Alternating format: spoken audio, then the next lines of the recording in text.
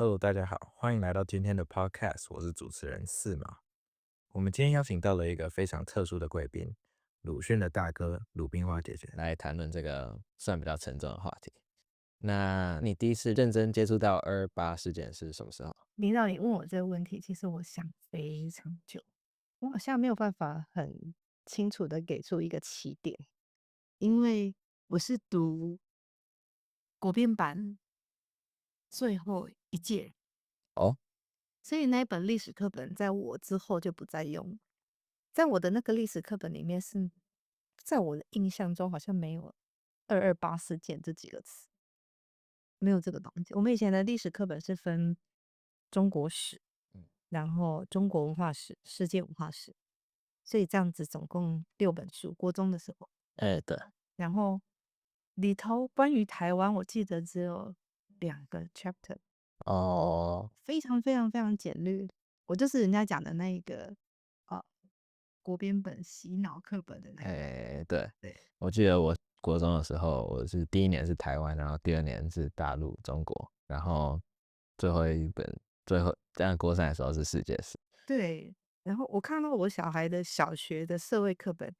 就已经写的比我当年国中读的台湾多太多了。哦，所以你问我什么时候知道228或是认识，我真的很难给出一个起点。也许是我念大学的时候，嗯，然后我们有一门课是读台湾的小说，对，也许是那个时候吧。但老师也是我觉得我很多的很具体的线索或者是细节，我都大概这十几20年，从大学毕业之后一路慢慢填补过来，嗯，应该是这样。那时候应该解严一段时间了，对吧？我出生在解严后3、4年，哦，对，所以我小时候那时候太小，但是那时候课本还是没有这样。没有变。而且小时候就是人家讲的，爸爸妈妈就会告诉你，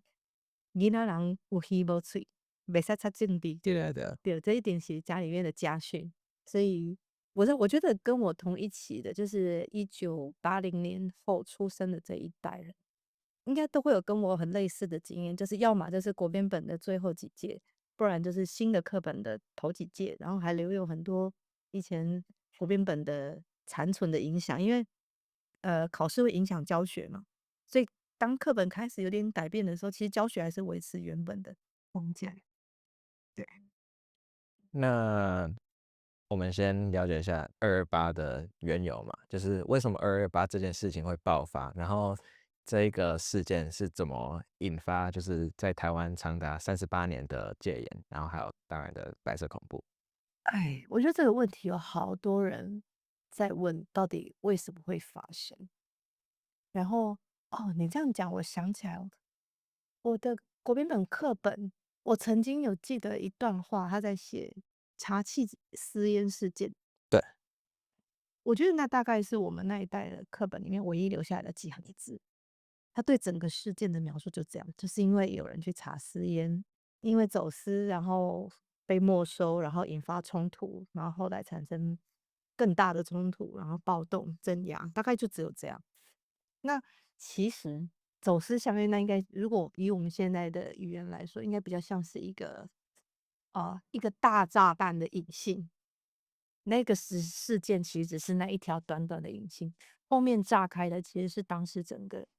啊台湾社会的矛盾。那它的矛盾建立在好多的原因之上，比如说我们从日本的殖民之后转换成国民党的统治，那殖民时代留给当时的人的这种环境，然后跟后来接收的国民政府的环境文化差太多了，语言也不一样，所以这是一方面。那或者是经济方面，因为当时战后日本的经济已经崩溃了嘛，那当然会影响到台湾内部的经济活动。中国当时也是在战后的情况，所以两边很穷的人凑在一起，可是这个穷又不太一样。当时日本带来给台湾的这50年的殖民，其实给了台湾一个相对稳定跟完善的公共建设。所以当国民政府来的时候，这些东西对他们而言是很新奇的，比如说自来水，我听过一个你在那种就是留下来的文章里面，他就说当时来到台湾的国民党的军人抢了水龙头，因为他们发现水龙头打开有水是很奇怪的事情，他就抢水龙头，然后因为插上去墙壁没有水，然后去毒打那个被他抢走水龙头的人，你就知道这个两边的矛盾还有文明的落差有多么的巨大。嗯，台湾当时的识字率已经到了70%，对，所以其实在日本的这个殖民时代，他们琢磨最深的也是教育。教育为什么？因为他要殖民你皇民化，所以他必须要让你成为日本人，纵使你是二等的日本人，那仍然是日本人。所以他从语言上、教育上，他会根本的想要改变。另外一个统治阶层来，他也会想做一样的事情，对，所以他也要改变你的语言，他也要改变你的文化。嗯就像当年满清在入主中国的时候，他也是要剃发，对，对不对？所以改变语言、改变文化本身就是一个很痛苦的过程。那这个痛苦，在那个实验事件之下就就是被引爆。我觉得不能说应该是引爆。前面的累积已经太多了，那引爆了之后就有点不可收拾。所以228的起因，我很推荐大家去看，有一个228基金会，他们有写一个大概不会很长，说实在没有很长，400-500页的一个报告。那有一个蛮客观的描述，就像他也会告诉你说228当时爆发的时候，其实很多那个时候就是省级冲突嘛，来的人叫外省，留在台湾的那一批日籍的皇民，那是本省人。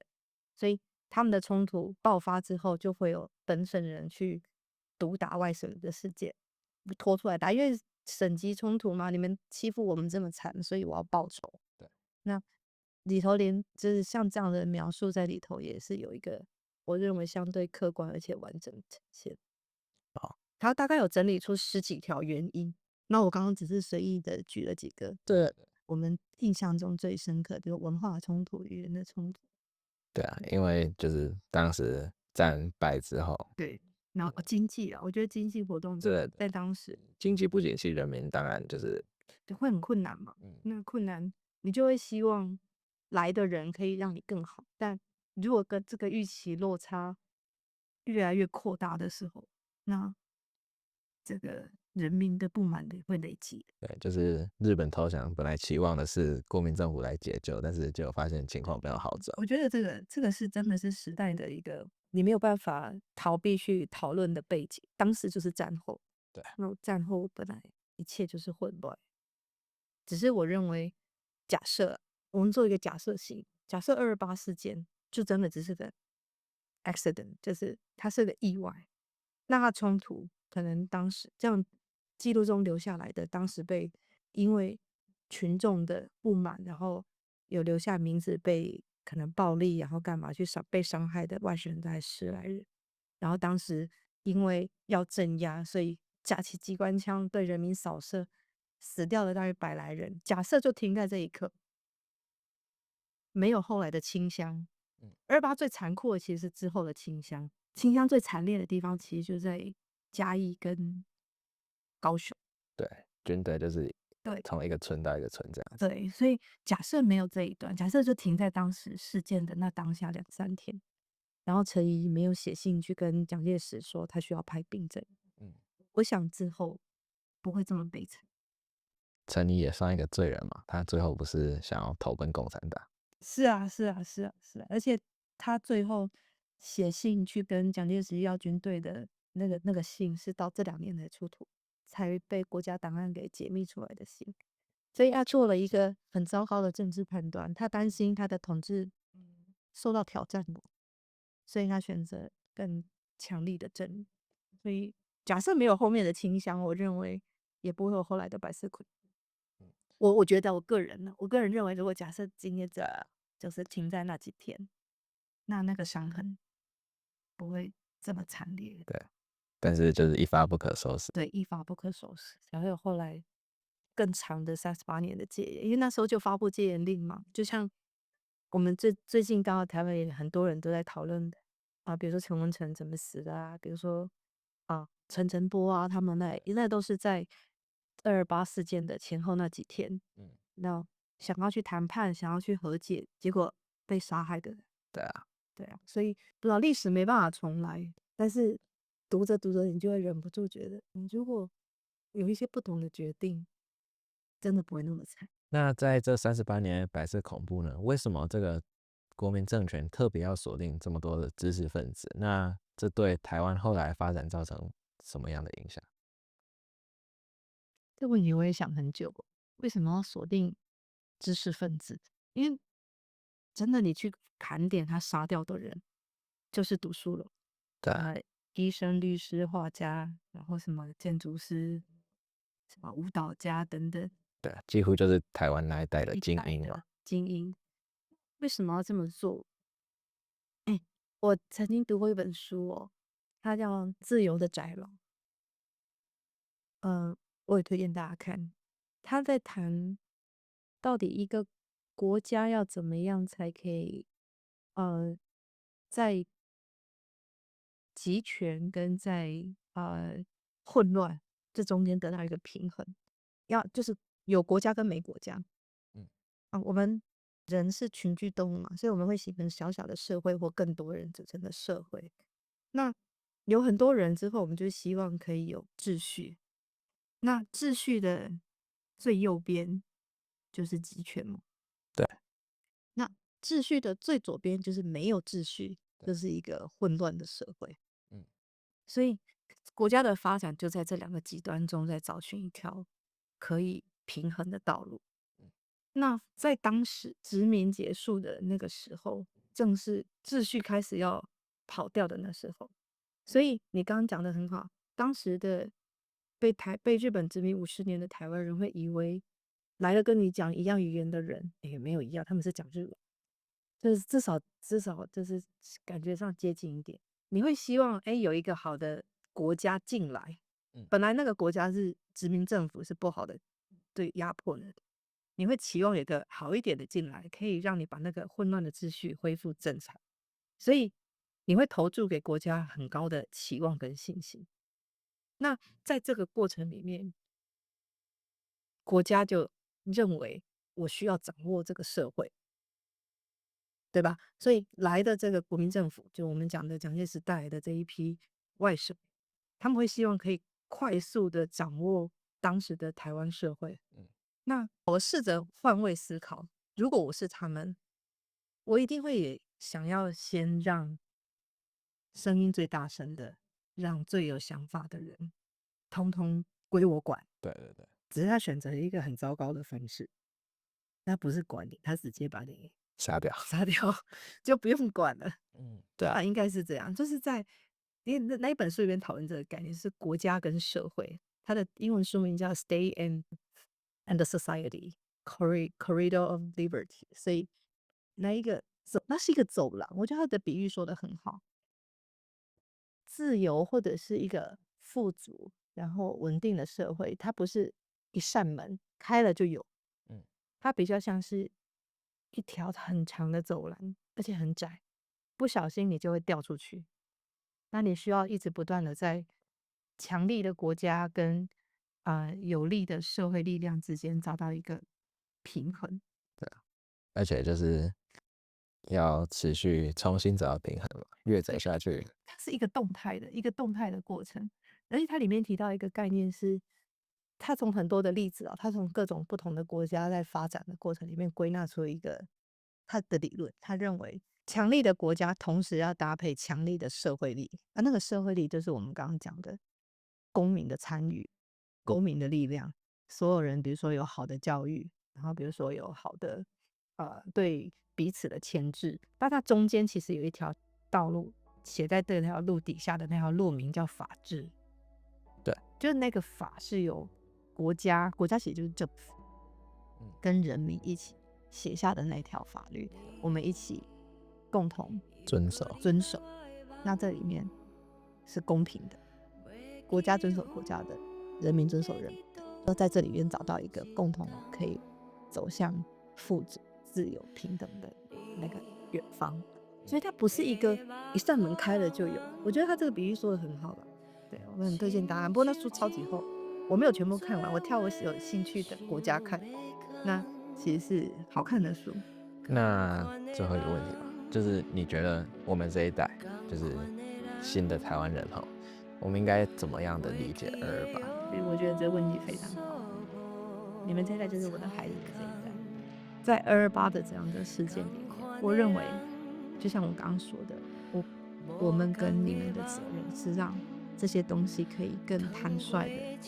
呈现在大家的面前，这是第一件事情。那当真相可以被讨论，当真相可以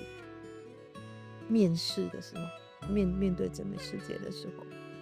接下来的和解以及汲取教训往前才是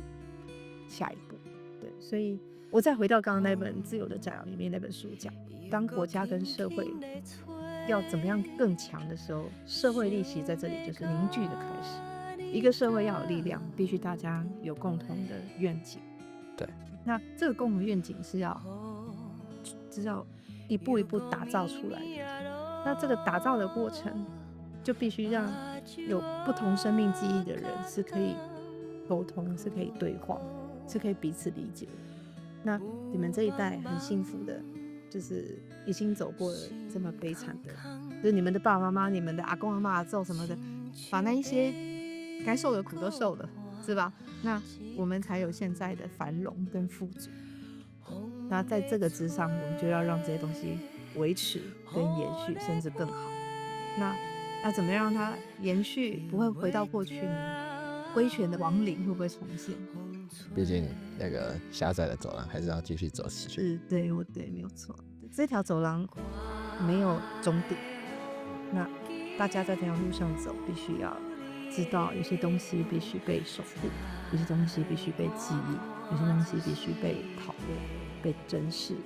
那大家就会在同一条路上。我觉得要面对才有办法放下，就不会有一天当谈起来的时候，大家只留下